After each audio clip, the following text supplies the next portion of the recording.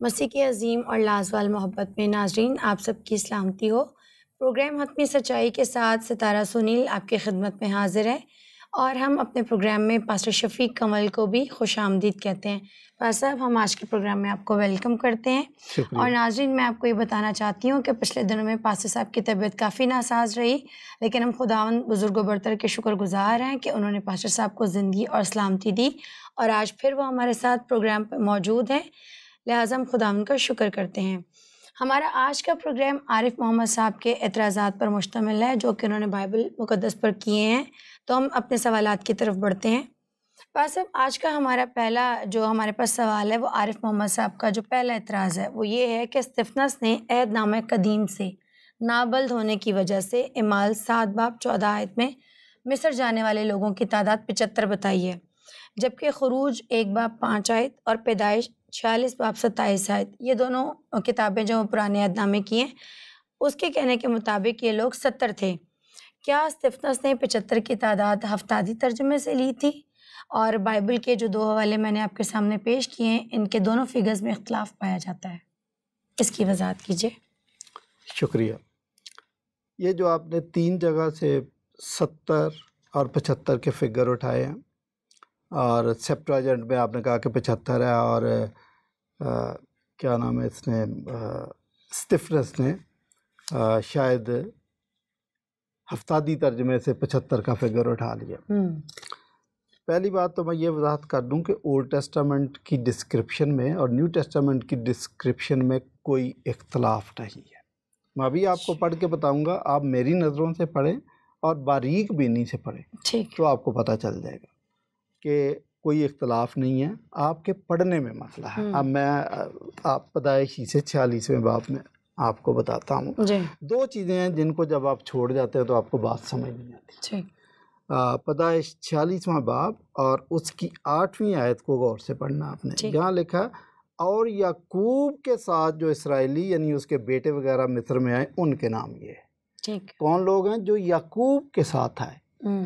تو اس بات کو آپ نے خاص ذہن میں رکھنا کہ یعقوب کے ساتھ آئے، کیونکہ آپ جو غلطی کرتے ہیں وہ یہ کرتے ہیں کہ یوسف اس کا خاندان تو پہلے وہاں موجود تھا، وہ یعقوب کے ساتھ نہیں آیا تھا، یہی آپ غلطی کرتے ہیں۔ دوسری جگہ آپ یہ دیکھیں، اسی باب کی 46ویں باب کی 26ویں آیت، یعقوب کے صلب سے جو لوگ پیدا ہوئے اور اس کے ساتھ مصر میں آئے، وہ اس کی بہوؤں کو چھوڑ کر شمار میں 66 تھے۔ جو لوگ اس کے ساتھ آ رہے تھے، یہ دونوں باتیں آپ نے ذہن میں رکھنی ہیں۔ بہوؤں کو مائنس کر دے، باقی 66 تھے۔ یہ لکھا ہوا، میں اپنی مرضی سے تو نہیں پڑھ رہا، آپ چونکہ آپ ایک چیز چھوڑ جاتے ہیں، 2 چیزیں چھوڑ جاتے ہیں، کہیں سے ایک چیز اٹھا لیتے ہیں۔ اچھا، اگلی بات، بہوؤں کو چھوڑ کر 66 تھے، اور یوسف کے 2 بیٹے تھے جو مصر میں پیدا ہوئے۔ سو یعقوب کے گھرانے کے، اچھا یوسف کے جو 2 بیٹے تھے مصر میں پیدا ہوئے، وہ تو آلریڈی یوسف، اس کی بیوی اور 2 بیٹے، یہ 4 تو آپ مائنس کر دیں ویسے ہی۔ تو اب لکھا، اب دیکھیں کیوں 70 کا فگر دے رہا ہے، بہت کلیئر بات ہے۔ سو یعقوب کے گھرانے کے جو لوگ مصر میں آئے وہ سب مل کر 70 تھے۔ اب بات سمجھ آ گئی؟ اب میں آپ کو دوبارہ گنتی کروا دیتا ہوں کہ یہ جو لوگ تھے 70 تھے جو وہاں پر آئے۔ اب ٹھیک ہے، یہ جو لکھا کہ بہوؤں کو چھوڑ کر 66 تھے، تو بہویں تھی 12 بیٹے تھے، لیکن یعقوب یوسف ادھر تھا، اس کی بیوی بھی ادھر تھی، تو باقی بہویں کتنی تھی؟ 11۔ 66 یہ تھے، 66 اور 11 ہو گئے 77 ہو گئے۔ اب ہو گئے 77۔ اب میں آپ کو بتاتا ہوں کہ یہ 70 کا فگر کیوں دیا۔ ٹھیک ہے، پیچھے آپ پڑھے 12ویں آیت میں لکھا، عیر اور اونان ملک کنعان میں مر گئے تھے۔ ٹھیک ہے، یہ مر گئے، 2 مائنس ہو گئے۔ یعقوب کے ساتھ جو اسرائیلی اس کے بیٹے آئے، ان کے نام یہ یہاں پہ ڈسکرپشن دی ہوئی ہے، جو آئے اس میں یعقوب نے اپنا نام نہیں دیا۔ ٹھیک، رائٹ، تو یہ 3 لوگ مائنس ہو گئے۔ تو 77 میں سے 3 مائنس کر دیں، اور بھی مائنس کرنے ہیں۔ اچھا، ایک تو یہ مائنس ہوں گے، دوسرا 4 جو آلریڈی وہاں پہ ہیں وہ بھی مائنس کریں، 7 لوگ 77 میں سے آپ مائنس کریں گے، باقی رہ گئے 70۔ تو مجھے بتائیں کیا غلطی ہے؟ اب یہ 77 میں سے 7 مائنس ہو گئے، وہ 7 کون سے؟ 2 بیٹے مر گئے، عیر اور اونان۔ یعقوب نے اب تو وہ تو گنتی کر رہا ہے، تو اس کا نام بیچ میں نہیں ہے گنتی کے اندر، آپ نام لکھیں، اچھا گن لیں آپ، ٹھیک ہے، تو یہ 3 یہ 4 آلریڈی ادھر ہیں، تو یہ اس طریقے سے 77 میں سے 7 مائنس کرے تو باقی رہ گئے 70، تو صحیح تو لکھا، اچھا ٹھیک ہے۔ اب آگے اسٹفنس کیا کہتا ہے، وہ کہتا 75 آئے، 75 آ گئے، وہ بھی ٹھیک کہہ رہا ہے، ٹھیک ہے، 75 اس لیے آئے ہیں کیونکہ یعقوب ادھر پہنچا، باقی تو 3 تو مر گئے تھے، صرف یعقوب باقی کے ساتھ پہنچا جو گنتی میں نہیں تھا۔ اب یعقوب کو بھی گنتی کریں، 1 یعقوب اور 4 وہ 5، 70 اور 5 75، کوئی غلط، بالکل صحیح، کلیئر۔ اب آ جائے سیپٹواجنٹ کی بھی میں کلیریفیکیشن کر دوں۔ سیپٹواجنٹ ابھی آپ اور بھی کئی جگہ پہ میں بتاؤں گا کہ یہ تفسیری ترجمہ ہے، ٹھیک ہے، جنہوں نے یہ ترجمہ کیا انہوں نے جو ابہام تھا اس کو نکال کے تفسیری ترجمہ کیا۔ مثلا اولڈ ٹیسٹامنٹ میں یسائی میں لکھا ہے کہ الما، دیکھو ایک کماری حاملہ ہو گئی ہے، الما کا لفظ لکھا ہے، لیکن سیپٹواجنٹ والے نے جب ترجمہ کیا تو اس نے پارتھیناسس کا ترجمہ کیا، اور ٹھیک کیا، اس نے تفسیر کر کے کر دیا، بالکل ٹھیک کیا، اور متی کہتا کہ دیکھو ایک باری حاملہ ہو، تو کچھ غلط نہیں ہے، یہاں بھی ایسے ہی ہے۔ تو یہ آپ کی اپنی سمجھ کے اندر پرابلم ہے، ڈسکرپشن کے اندر کوئی غلطی نہیں ہے۔ تو آپ نے غور کیا کہ غلطی کیا کر رہے تھے کہ یعقوب کا اپنا نام نہیں ہے، 2 بیٹے اس کے مر گئے ہیں، 3 یہ اور 4 آلریڈی ادھر ہیں، 11 بوے ہیں، تو یہ 70 ہی بنتے۔ لگتا ہے بس اب انہوں نے اعتراض ہی اٹھایا، انہوں نے اس کو صحیح سے پڑھا نہیں ہے، حوالے کو صحیح سے پڑھتے ہی نہیں، پڑھتے ہی نہیں ہے، کیونکہ بائبل ایک طویل لمبی کتاب ہے اور گہری باتیں ہیں، اس کو اگر آپ پڑھیں بے لبا بابا تو آپ کو کہانی سمجھ میں نہیں آئے گی، یہی مسئلہ آپ پڑھ لیں۔ ٹھیک ہے، بس عارف محمد صاحب کا دوسرا اعتراض ہے، اور وہ بھی ایک حوالہ کا کوٹ کرتے ہیں، وہ کہتے ہیں کہ متی 12 باب 21 آیت میں یوں لکھا ہے کہ اس کے نام سے غیر قومیں امید رکھیں گی، جبکہ یسایہ کے مطابق 42 باب 4 آیت میں لکھا ہے کہ وہ ماندہ نہ ہوگا اور ہمت نہ ہارے گا جب تک کہ عدالت کو زمین پر قائم نہ کرے، جزیرے اس کی شریعت کا انتظار کریں گے۔ پرانے عہد نامے میں غیر قوم کا ذکر نہیں ہے، یعنی کہ یسایہ کا جو حوالہ کوٹ کیا ہے، کیا یہ بھی آیت جو ہے متی نے ہفتادی ترجمے سے اٹھائی ہے؟ اب پاسٹر صاحب آپ پھنس گئے ہیں بری طرح، اب آپ ذرا جواب دیں، اس سوال نے آپ کو گھیر لیا، کیونکہ دیکھیں غیر قوم کا ذکر ہے نہیں تو متی نے کیسے کر دیا؟ ٹھیک ہے، دیکھ لیتے ہیں اس کو بھی۔ یہ دیکھیں متی جو آیت کوٹ کی گئی ہے یہ کی گئی ہے متی 42:4۔ سر یسایہ 42، ہاں یسایہ متی میں جو آیت کوٹ کی متی گئی میں ہے 12:21، وہ 12:21 میں جو آیت وہ 42:4۔ تو اگر 42 کی آپ چوتھی آیت آپ نے اٹھا لیا، اگر اسی کو آپ پورا پڑھ لیں نا کانٹیکسٹ کے اندر، آگے پیچھے بھی پڑھیں تو آپ کو پتہ چلے گا کہ غیر قوموں کا ذکر ہے۔ میں آپ کے سامنے پڑھ دیتا ہوں، 42 باب کی پہلی 4 آیات پڑھتا ہوں۔ دیکھو میرا خادم جس کو میں سنبھالتا ہوں میرا برگزیدہ ہے، جس سے میرا دل خوش ہے، میں نے اپنی روح اس پر ڈالی، وہ قوموں میں عدالت جاری کرے گا۔ بتائیں مجھے قوموں کا لفظ آ گیا، یہ غیر قومی ہے، قوموں میں اپنی عدالت جاری کرے گا، وہ نہ چلائے گا نہ شور کرے گا، نہ بازاروں میں اس کی آواز سنائی دے گی، وہ مسلے ہوئے سرکنڈے کو نہ توڑے گا اور ٹمٹماتی بتی کو نہ بجھائے گا، وہ راستی سے عدالت کرے گا، وہ ماندہ نہ ہوگا اور ہمت نہ ہارے گا جب تک کہ عدالت کو زمین پر قائم نہ کرے۔ اور آگے لکھا جزیرے اس کی شریعت کا انتظار کریں گے۔ جی ٹھیک ہے نا جی، یہ کہا کہ قوم کا ذکر نہیں ہے، اگر آپ پورا کنٹیکسٹ پڑھیں تو قوم کا ذکر ہے، اور متی نے اگر صرف ایک آیت اٹھائی ہے تو اس میں اگر لکھا کہ غیر قومیں اس سے امید رکھیں گی تو غلط نہیں لکھا، بالکل ٹھیک لکھا۔ آگے ہفتادی ترجمے کے متعلق میں یہ بھی بتا دوں کہ دوبارہ بتا دوں کہ یہ تفسیری ترجمہ اس نے تشریح کر کے وضاحت کے ساتھ چیزوں کو لکھ دیا۔ اچھا، اب کہتے ہیں کہ غیر قوموں کا ذکر نہیں ہے۔ میں یسایہ دوسرے باب کی پہلی 4 آیات پڑھیں تو آپ کو پتہ چلے گا کہ یسایہ تو یہ بات کہہ رہا ہے، کئی جگہ پہ کہہ رہا ہے۔ وہ بات جو یسایہ بن آموس نے یہودا اور یروشلم کے حق میں رویا میں دیکھی، آخری دنوں میں یوں ہوگا کہ خداوند کے گھر کا پہاڑ پہاڑوں کی چوٹی پر قائم کیا جائے گا اور ٹیلوں سے بلند ہوگا، اور سب قومیں وہاں پہنچیں گی۔ کتنی قومیں؟ سب قومیں وہاں پہنچیں گی۔ لکھا ہوا. چلے جی, اب جو کنٹروورشل آیت اس نے کرنے کی کوشش کی ہے وہ ہے چوتھی آیت. میں آپ کو بتاؤں کہ اس کے اندر بھی غیر قوموں کا ذکر ہے. آپ اگر اپنا دماغ استعمال نہ کریں تو آپ کی اپنی غلطی ہے. دیکھیں لکھا ہے کہ وہ راستی سے عدالت کرے گا اور وہ ماندہ نہ ہوگا اور ہمت نہ ہارے گا جب تک کہ عدالت کو زمین پر قائم نہ کرے. عدالت کو کہاں پر قائم کرنا؟ پوری زمین پر. تو پوری زمین پر غیر قومی بستی ہیں, قومی بستی ہیں, تو ود ان دا لائن بھی آپ کو پڑھنا پڑتا ہے. اگلی بات لکھی ہے کہ جزیرے اس کی شریعت کا انتظار کریں گے. جزیرے ایک جگہ نہیں ہے, دنیا جزیروں سے بھری پڑی ہے اور جہاں جہاں جزیرے ہیں وہاں پر قومیں بستی ہیں.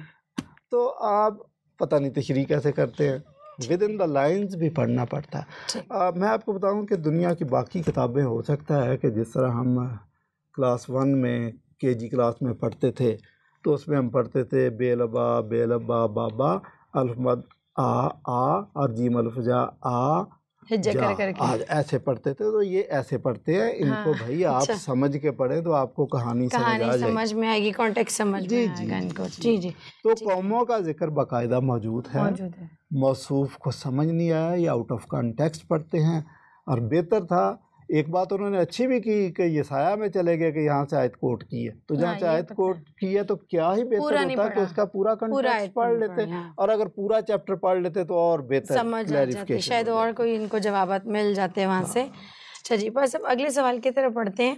اگلا سوال وہ کہتے ہیں کہ لوکا 4:17 آیت کے مطابق یسایہ کی کتاب اس کو دی گئی جب مسیح سہیکل میں گئے فرسٹ ٹائم یا پہلی سناگوگ کے اندر. جی ہاں, اور کتاب کھول کر اس نے وہ مقام نکالا جہاں پر لکھا تھا کہ خداوند کا روح مجھ پر ہے, اس لیے اس نے مجھے غریبوں کو خوشخبری دینے کے لیے مسح کیا ہے. اس نے مجھے بھیجا ہے کہ قیدیوں کو رہائی اور اندھوں کو بینائی پانے کی خوشخبری سناؤں, کچلے کو آزاد کروں. یہ وہ حوالہ کوٹ کرا جب مسیح پہلی دفعہ سیناگوگ میں گئے تھے. لیکن اس کے ساتھ ہی وہ ایک بات یہ اٹھاتا ہے, وہ کہتا ہے کہ یسایہ 61 باب میں اندھوں کو بینائی پانے کی خبر سناؤں کے الفاظ کا اضافہ کیا گیا ہے. معترض کا اعتراض یہ ہے کہ اندھوں کی بینائی کے الفاظ یسایہ 61 میں موجود نہیں ہیں, تو کیا مسیح یسوع نے اضافہ کیا اس بات کا؟ اس کی وضاحت کریں. مسیح یسوع نے یہاں پر جو بات کی تھی کہ خداوند کا روح مجھ پر ہے, اس نے مجھے مسح کیا ہے, پہلے تو اس کو سمجھیں نا. جی.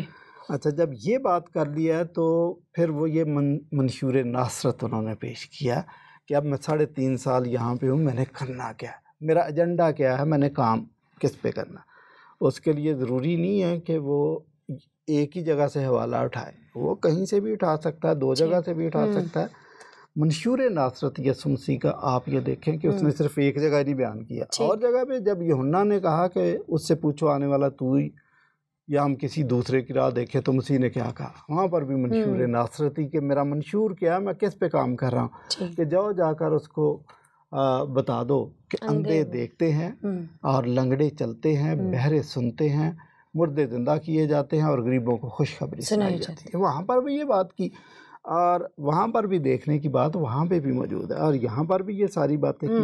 آپ کہتے ہیں کہ اندھوں کو بینائی پانے کی خبر نہیں, وہ وہاں پہ نہیں ہے, لیکن یسایہ 35 باب 5-6 میں آپ پڑھے, اور مسیح پر بند نہیں تھا کہ ایک ہی جگہ سے وہ بتائے. یہ بھی آپ کی غلط فہم. 35واں باب اس کی 5 اور 6 آیت لکھا ہے کہ بلکہ میں 4تھی آیت سے پڑھ دیتا ہوں. ان کو جو کچ دلے ہیں کہو ہمت باندھو, مت ڈرو, دیکھو تمہارا خدا سزا اور جزا لیے آتا ہے. ہاں خدا ہی آئے گا اور تم کو بچائے گا.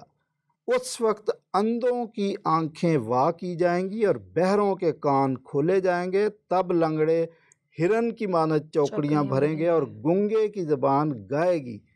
تو آپ کہتے ہیں کہ یہ لکھا نہیں ہے, وہاں پہ نہیں لکھا, لیکن یہ ہے, اور مسیح کے منشور میں یہ بات شامل تھی. آپ دیکھیں کہ یوحنا کو یہی جواب دیا. تو آپ صحیح سے مسیح کی تعلیمات کو پڑھنے اور سمجھنے کی کوشش نہیں کرتے. منشور ناصرت کے اندر یہ ساری باتیں, اور مسیح منشور ناصرت بتا رہے تھے کہ میں آیا ہوں تو میرا منشور کیا ہے. اور بائبل اولڈ ٹیسٹامنٹ کے اندر یہ چیزیں آلریڈی موجود ہیں. ٹھیک ہے, بس اب میرا ایک سوال ہے اور وہ سوال فرق ہے. عارف محمد صاحب کا اعتراض تھا کہ اندھوں کی بینائی والی بات اضافی ہے، جبکہ میں کہتی ہوں کہ عیسائیہ 61 میں خداوند کے عیسائیہ 61 میں جو تھا وہ یہ بھی بات موجود تھی کہ خداوند کے انتقام کے روز کا اشتہار دو. اس حصے کو مسیح یسوع نے حذف کر دیا تھا. اس بات کی ذرا وضاحت کیجیے. اوکے، آپ نے اس کے جسٹ اپوزٹ سوال کر دیا. جی. ان کا سوال یہ تھا کہ اندھوں کو بینائی پانے کی خبر اضافی ہے، یہ ہے نہیں ہے. وہ میں نے بتا دیا کہ اضافی نہیں ہے، یہ بھی اولڈ ٹیسٹمنٹ بھرا پڑا، اور یہ تو مسیح کے منشور میں بات واقعی شامل تھی اندھوں کو بینائی پانے کی خبر سنا. اب آپ نے ایک بات کہ یسایہ 61 باب میں ایک یہ بات بھی تھی کہ خدا کے انتقام کا اشتہار تو روزے قیامت خدا لوگوں سے انتقام لے گا، اس کا بھی اشتہار دوں. تو یہ مسیح نے نہیں کہی. یہ بات آپ کی ٹھیک ہے، یہ بات وہاں تھی تو اگر 2 آیتیں پوری کوٹ کر دیتے تو یہ کرنی چاہیے تھی. لیکن میں آپ کو بتاؤں کہ مسیح یسوع نے یہ والا آیت کا حصہ دانستہ کوٹ نہیں کیا. وجہ مسیح یسوع فرسٹ ٹائم پبلک کے سامنے اپیئر ہوئے ہیں یہاں پہ، اور ان کا جو مطمع نظر تھا، ان کا جو مشن تھا وہ یہ تھا کہ غیر اقوام تک بھی انجیل اور خدا کے منصوبے کو لے کے جانا.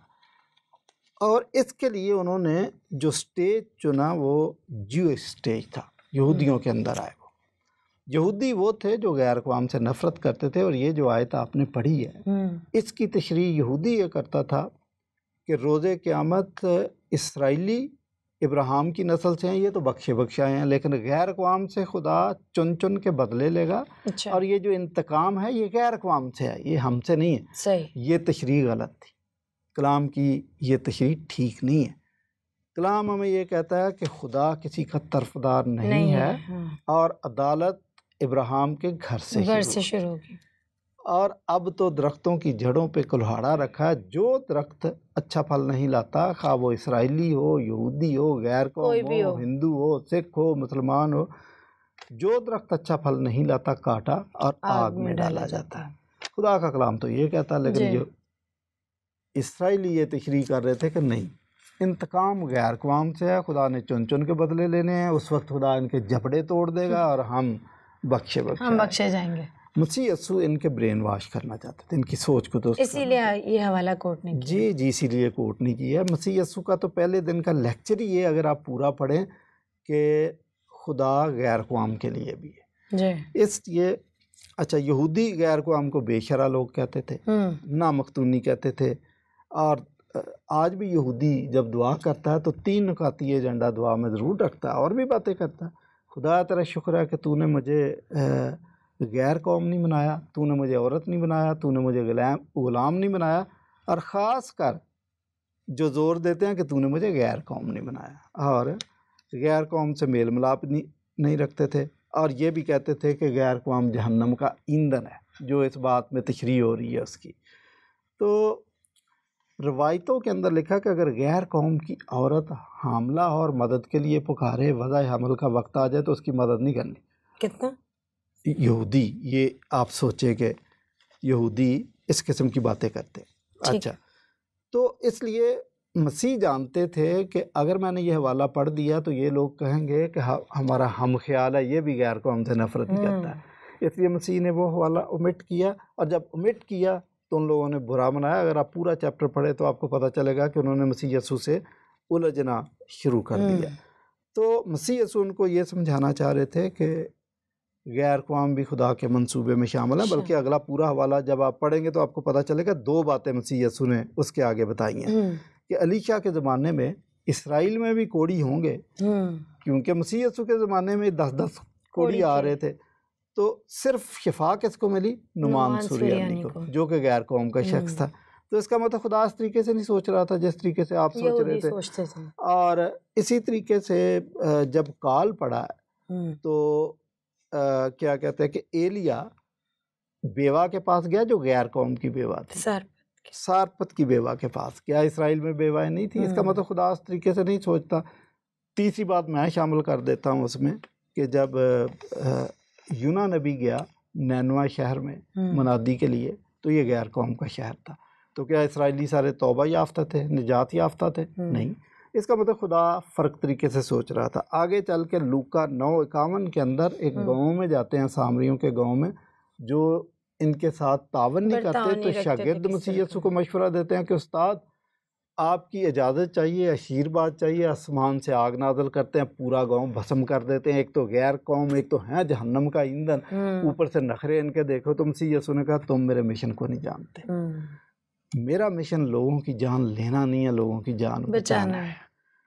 یہاں پہ بھی جو حوالہ پڑا نا, آگے یسوع مسیح نے یہی بات شروع کی تھی کہ ہمیں غیر قوم کو بھی ساتھ لے کے چلنا, وہ خدا کے منصوبے میں شامل ہے اور ہونی چاہیے. آپ اس میں رکاوٹ نہ ڈالیں. اس وجہ سے نہیں پڑھا تھا. پاس اب اگلے سوال کی جانب بڑھتے ہیں. مولانا پرنس صاحب کا اعتراض ہے. پہلے مولانا محمد عارف صاحب کے اعتراضات تھے, اب مولانا پرنس صاحب کا اعتراض ہے. وہ یہ کہتے ہیں لوکا 4:25 آیت سے اقتباس ہے کہ 3.5 برس تک بارش نہ ہوئی, جبکہ اصل متن میں پہلا سلاطین 18:1 آیت کے مطابق صرف 3 برس بارش نہ ہوئی, لہٰذا لوکا کی انجیل غیر الہامی اور ضعیف ٹھہری. اس بات کا ذرا بتائیں. دیکھیں لوکا 4:25 میں جو لکھا ہے کہ بھی 3.5 برس آسمان بند رہا, یہ ایک جگہ نہیں, یعقوب کے خط میں بھی 5ویں باب کی 17ویں آیت میں بھی 3.5 سال ہی لکھا ہے. پہلی بات تو اگر 2 جگہ بائبل میں ایک ہی فگر دی ہے تو یہ فگر غلط نہیں ہو سکتی. یہ رسول الہام سے لکھ رہے تھے, رول کو سن کو گائیڈ کر رہا تھا. آپ نے جو اولڈ ٹیسٹامنٹ سے پڑھا پہلا سلاطین 18ویں باب کی پہلی آیت, وہاں یہ نہیں لکھا کہ 3 سال بعد بارش ہوئی. یہ مت کوٹ کر رہے ہیں, وہاں پر یہ نہیں لکھا. وہاں پر لکھا کہ 3 سال اس نے ایلیا کو بولا کہ جا کے اخیب کو آپ بتا دو جا کے کہ بارش ہوگی اب, اور اس کی بھی آگے کہانی ہے کہ کیسے ہوگی. پہلی بات تو یہ کہ آپ مس کوٹ کر رہے ہیں. دوسری بات کہ آپ پورا واقعہ پڑھیں کہ جب خدا نے کہا تھا کہ اب بارش نہیں ہوگی, کال پڑے گا, تو وہ شروع ہو گیا. اور جب شروع ہو گیا تو وہ ڈائریکٹ وہاں پہ نہیں گیا جہاں پہ یہ بات اخیب کے پاس, اس علاقے میں نہیں گیا. پہلے وہ کریت کے نالے میں گیا ہے, اور وہاں پہ اس نے ہمیں نہیں پتا کتنا ٹائم گزارا ہے. وہاں پہ وقت گزارا, اور وہاں پہ کوے اس کو, وہ نالے سے پانی پیتا تھا, کوے اس کو کھانا پہنچا رہے تھے. جب نالا خشک ہو گیا, اب یہ عرصہ آپ omit کر رہے ہیں. جب وہ اس علاقے میں پہنچ گیا تو پھر وہاں سے اس نے ٹائم شروع کیا. تو اس نے کہا کہ بھئی 3 سال اب اس کو بتا دے ٹائم ہو گیا. غلط ٹائم پہ نہیں بتایا ہوگا, وہ 3.5 سال ہی بن رہا ہوگا کیونکہ کرید کے نالے میں, اور اس میں ٹھیک ہے. تو یہ آپ نے اس کو مس کوٹ کر دیا, یہ مس انڈرسٹینڈ کر لیا کہ جی وہ 3 سال تک آسمان بند رہا. یہ تو لکھا نہیں ہے. انہوں نے سر سے کو نہیں نہ دیکھا کہ بھئی یہ کرید کے نالے میں, 3 سال میں اس کو کہا کہ اب جا کے آپ اس کو بتا دیں. ٹھیک ہے.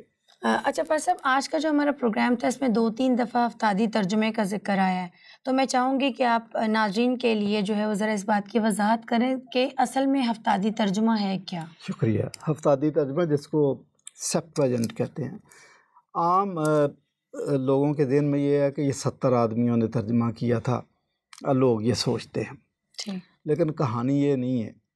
کہانی یہ ہے کہ 300 سال قبل از مسیح جب یہودی اپنی اصل زبان بھول گئے تھے, تو چونکہ اسکندر اعظم کے دنیا فتح کرنے, جو نون ورلڈ تھی, اس نے دنیا فتح کر کے نون ورلڈ کو تو سرکاری زبان یا انٹرنیشنل لینگویج گریک زبان کر دی تھی, یونانی زبان کر دی تھی.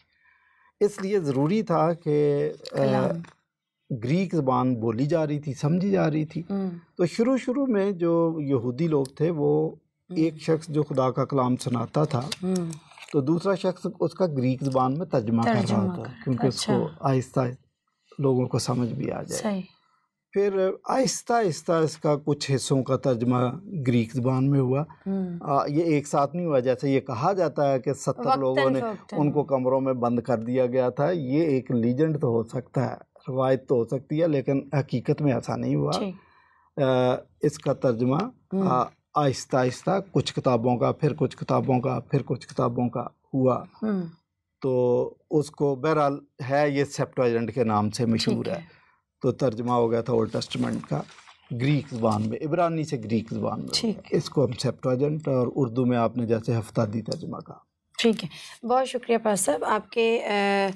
آج کے پروگرام کے لیے، آپ کی تشریف آوری کے لیے۔ اور ناظرین، مجھے امید ہے کہ آپ کو آج کا ہمارا پروگرام پسند آیا ہوگا، اور اگر آپ کے ذہن میں بھی کوئی ایسا سوال ہے یا بائبل پر کوئی اعتراض ہے، کوئی جواب آپ جاننا چاہتے ہیں یا کسی مشکل کا حل جو ہے وہ پوچھنا چاہتے ہیں، تو اسکرین پر دیے گئے ہمارے نمبرز پر ہم سے رابطہ کر سکتے ہیں۔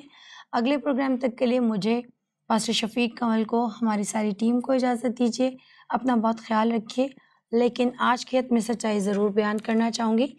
بائبل مقدس پر کیے جانے والے اعتراض کو جب لاجیکلی دیکھا جاتا ہے تو یہ بات سامنے آتی ہے کہ وہ اعتراضات دراصل معترض کی غلط فہمی اور کلام سے ناواقفیت کا نتیجہ ہوتے ہیں۔ ان کھوکھلے اعتراضات کے باوجود بائبل مقدس کی حقیقت اٹل ہے اور خدا کا کلام لا تبدیل ہے۔ اپنا بہت خیال رکھیے گا۔ اگلے پروگرام تک کے لیے ہمیں اجازت دیجیے۔ مسیح یسوع کا فضل ہمیشہ آپ پر ہوتا رہے۔ شکریہ۔